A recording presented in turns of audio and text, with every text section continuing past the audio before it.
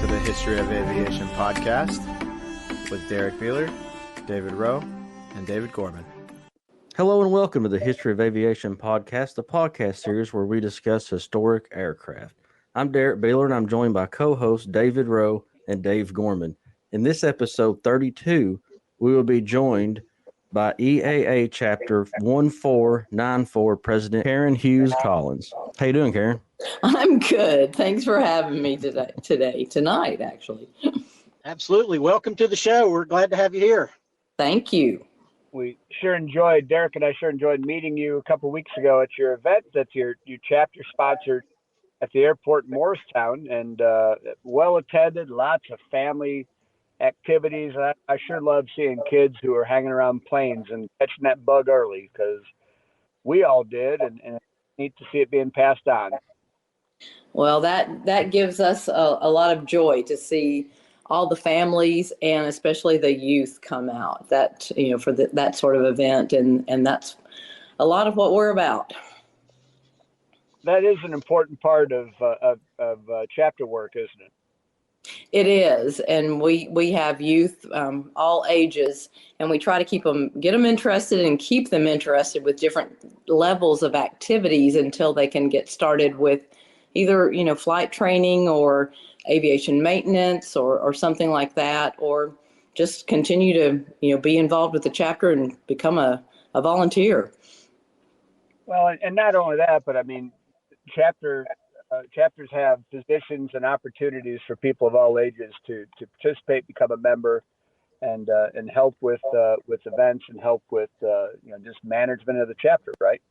Absolutely, and we love to share our knowledge and our experience with the younger generation and with each other. The journey that we have made with our aviation experiences. Yeah, exactly. I was looking at some of the other stuff, and you've got programs for adults as far as building aircraft, maintaining aircraft. You've got Young Eagles programs for the younger children, learning to fly, and just all kinds of different programs available for everybody out there. We do. We're eager to get started with Van's RV-12IS full-size aircraft build, and that will be an adult-led youth build program, and we're slowly but surely getting all the parts for the empennage to get started on that. So we're getting real close to being able to kick that off. We've taken applications and we're vetting those, and we'll get that group together here hopefully within the next month. Oh, that's awesome. I saw where you had a remote control airplane that you just put together and flew for the first time. That was, yes, that was our project for earlier this year. And some of those same youth will be helping with the full-sized aircraft build, but that we were able to, accommodate a little bit younger age group with that build, but they had a blast. And it's really energized the local AMA, Academy of Model Aircraft group, along with our chapter, to kind of have that synergy between the two of them. And we use their field when we take our aircraft out and the youth fly it. Yeah, that's pretty incredible, because now you're getting the young people involved with the older people, and it's a community kind of, everybody can get together at the same place. I noticed that you did school tours and other things in the outreach to the community. So you're not only just aviation related, you're spreading the word out in the community. We are. That's one of the things that I really love about the event that you guys just attended, is the support and the attendance by the community. Not only our chapter community with our volunteers, but also the full community, the city, the police department, fire department, and just the general public that comes over to the airport to enjoy a day, that they don't normally get to be in those locations on the airport, and we invite them in, and that's a lot of fun. I think I said to Derrick that morning when I came in, I saw a sign right off the interstate. Coming up from Knoxville, and right off the interstate, off of 81, there was a flashing sign that airport event this direction, whatever. I don't remember exactly what the sign said, but because that wasn't really, I mean, it was several miles away from the airport, but it wasn't just, it was telling people some distance away from the airport about the event. I really appreciate that, because it's not just signs up close to the airport. You guys, it felt like it was a community event. And like I said, there were plenty of people who, representing all ages and these. There were veterans there. There were plenty of people that we had a chance to talk to who had all kinds of levels of interest and enthusiasm. So it really was a community event. It really was neat to see, the other types of folks. You had all the cars out there. You had the model airplane built. You had lots of vendors, and like a great place to be that day.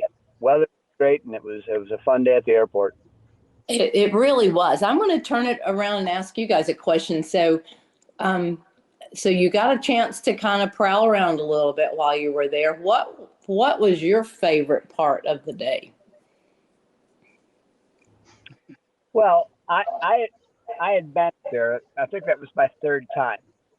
First time I was taking an in-service class through the University of Tennessee and the local Civil Air Patrol, and another teacher, a friend of mine, we flew in and landed and changed positions. So I got to be in the co-pilot seat, and then for a while and flew back down to Knoxville.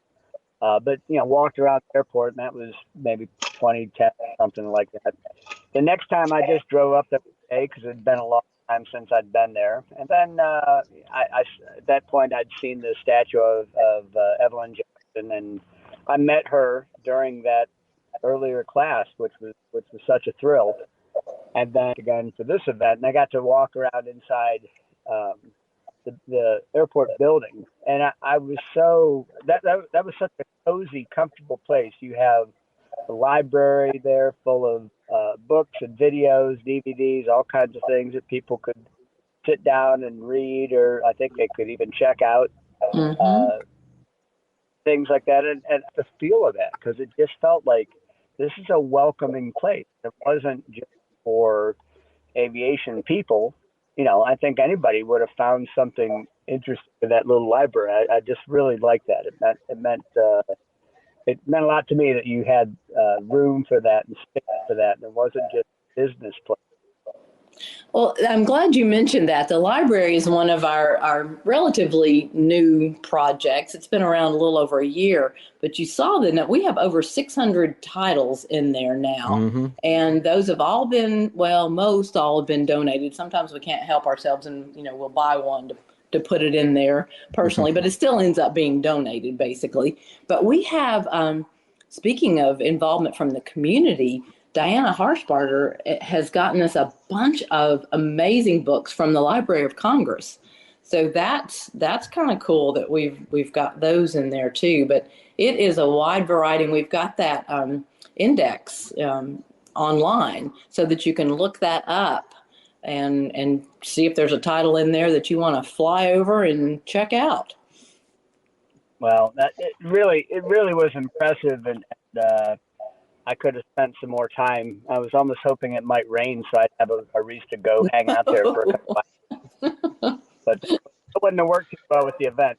No, we got really fortunate with the weather. It was very lucky. Yeah, the temperature was nice, and the rain held off until we almost had every tent taken down and put away, and then it started a little light rain. The Waco got stuck over there because the rain moved in, but we loaned him a car. He drove home. He came back next day.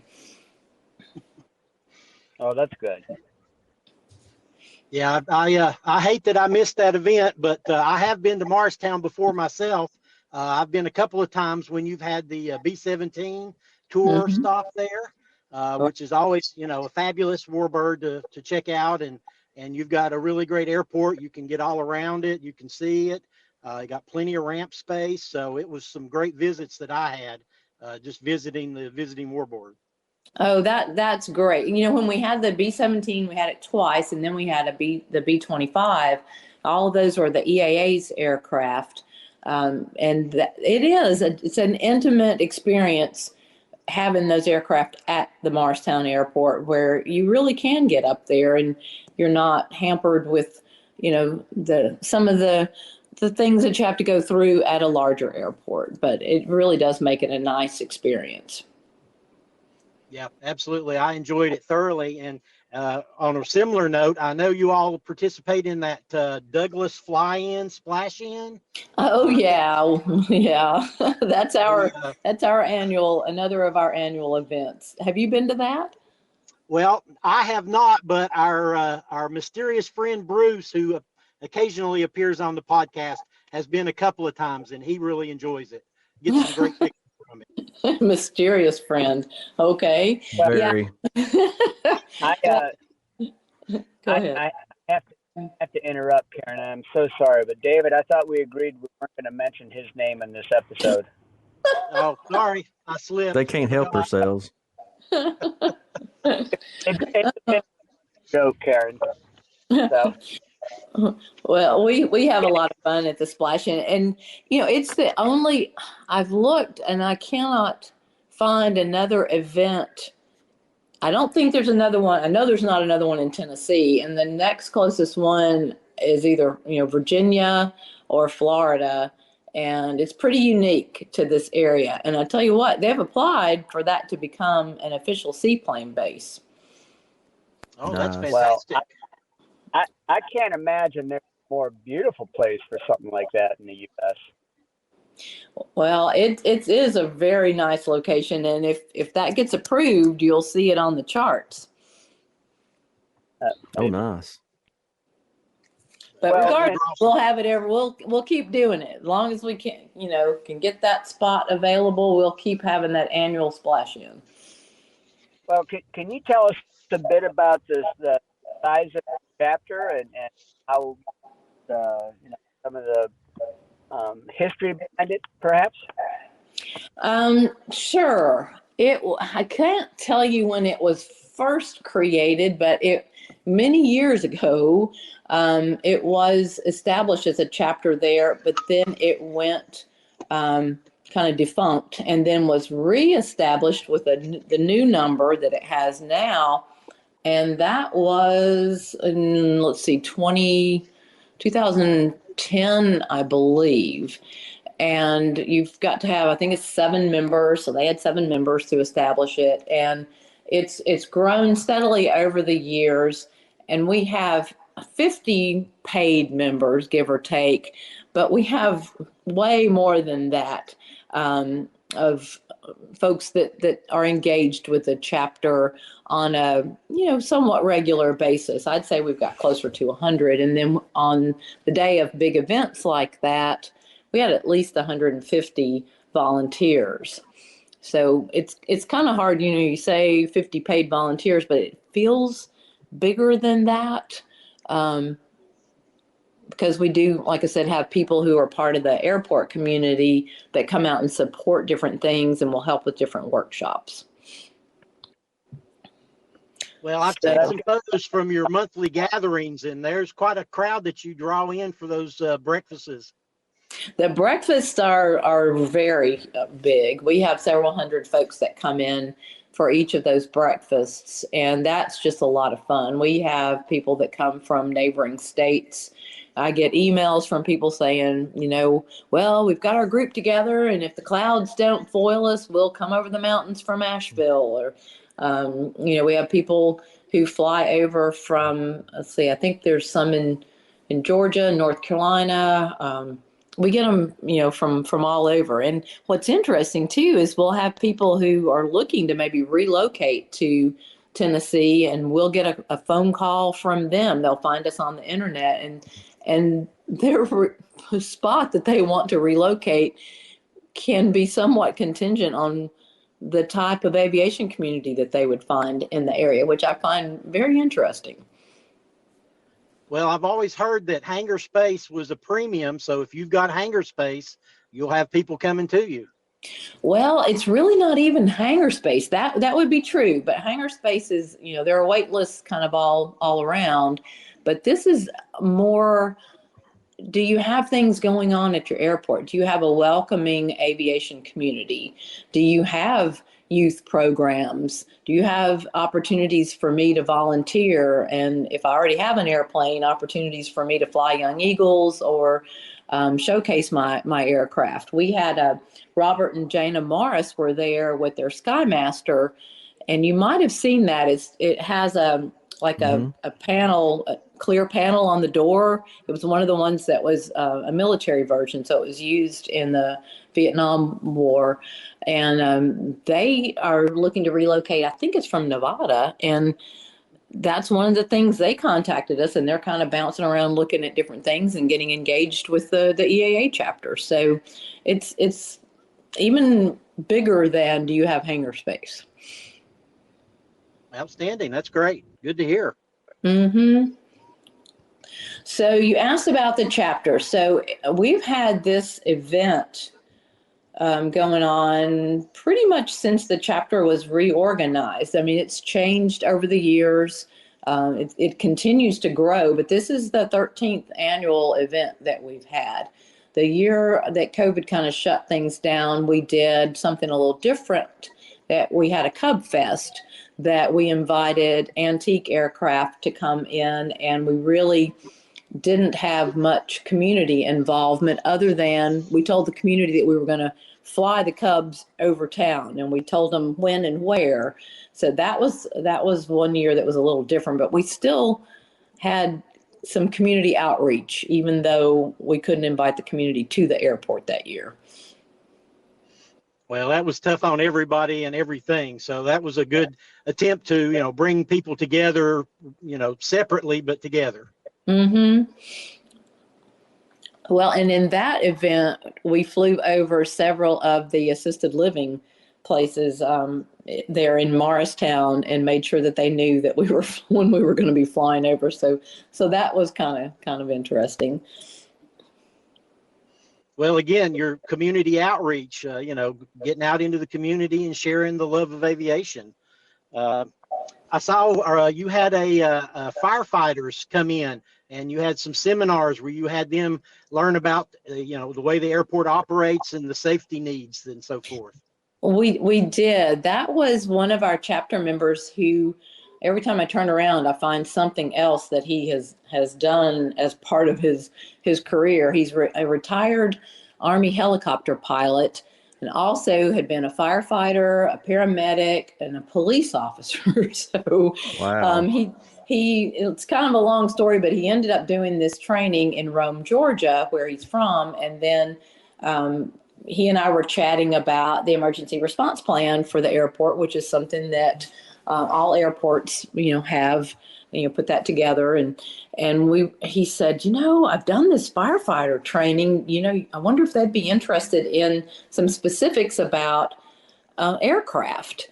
And we reached out, and they were all over it. And we trained the entire fire department, part of the 911 dispatchers, and then some of the police department. And it was fabulous. They were, learned a lot, and I think really enjoyed the training.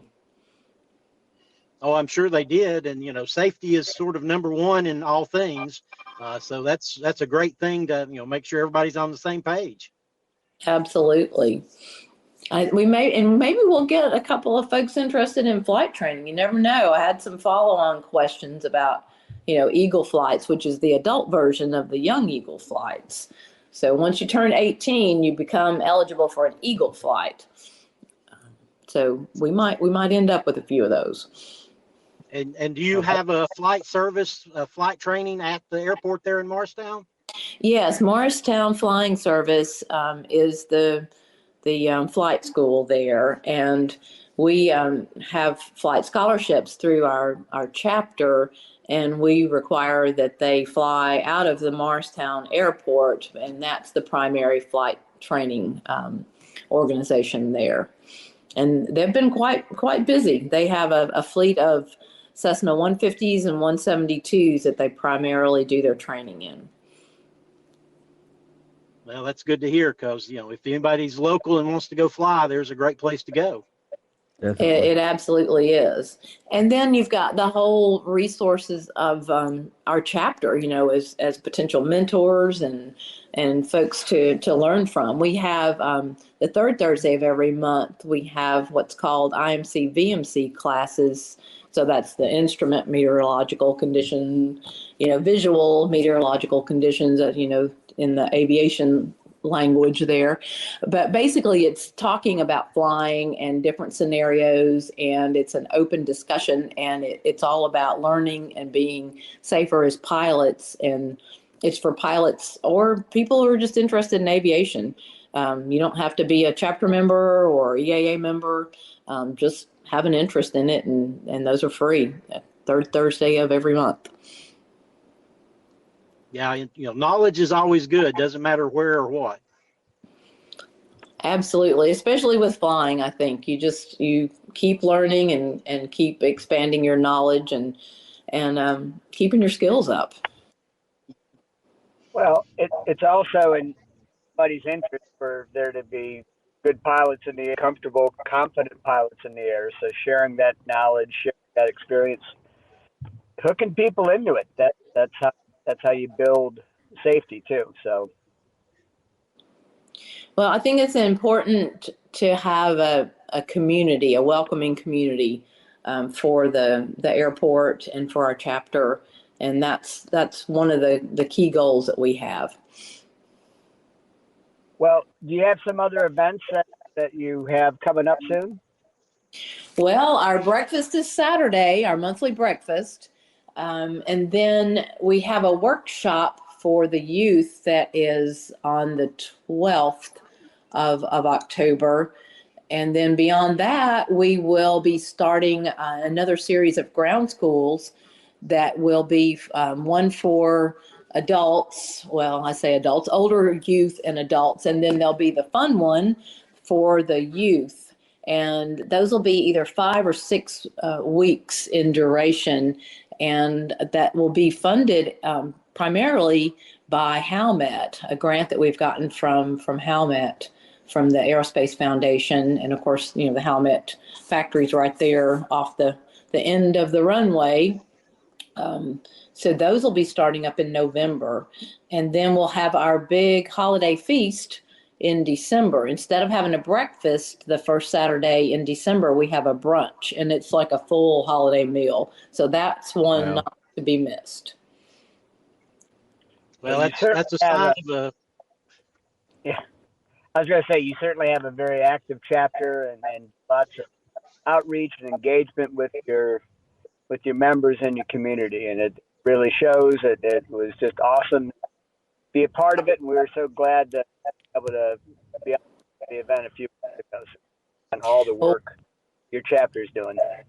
Well, we loved having you guys there, and thank you for coming out and for looking around and seeing all the different folks who were there. I was just starting to put a presentation together for our chapter gathering tomorrow, and you guys are featured in one of the shots, and then Morristown Fire Department, Police Department, all the different little hands-on activities that we had.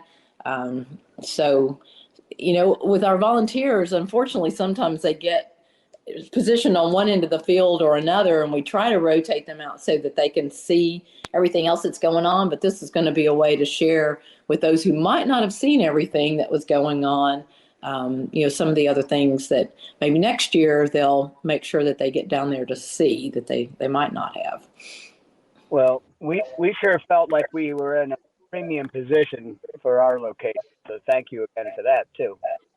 Well, you're very welcome. I thought that worked out well myself too. Very so nice. Good. I'm glad you thought so. It was great. We definitely enjoyed it. And as we're talking to Karen Hughes Collins here on the History of Aviation podcast, Karen, where can folks follow your EAA chapter 1494 and keep up with all the latest events that's happening? Good question. Our Facebook page is where we put all our current activities that are going on and posts about our flight scholarship students. And that's something, if you don't have to have a Facebook account, but you can just search on Morristown Facebook EAA and we'll pop up, and it's chapter 1494. That is great. And we thank you again for coming on and having a conversation with us. Well, thank you for having me, and enjoy the rest of your evening. And hey, next year, I hope you come back. We'll be there. Oh, splash in Definitely. too. Don't forget. We'll be there. That's late June. All right. I'll let you know. Definitely. Please do. Appreciate you. All right. Thank you. Thank you, Karen. Bye. Thank you very much. Thanks for listening to the History of Aviation podcast. Please rate, review, and subscribe to the History of Aviation podcast. Follow the podcast on Apple, Spotify, or wherever you get your podcast. For David Rowe, Dave Gorman, I'm Derrick Beeler. Thanks for listening to the History of Aviation podcast.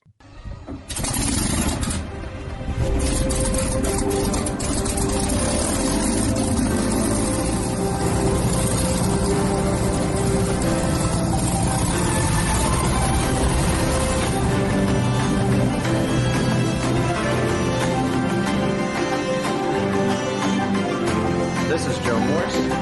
You are listening to the History of Aviation podcast with Derrick Beeler, David Rowe, and David Gorman.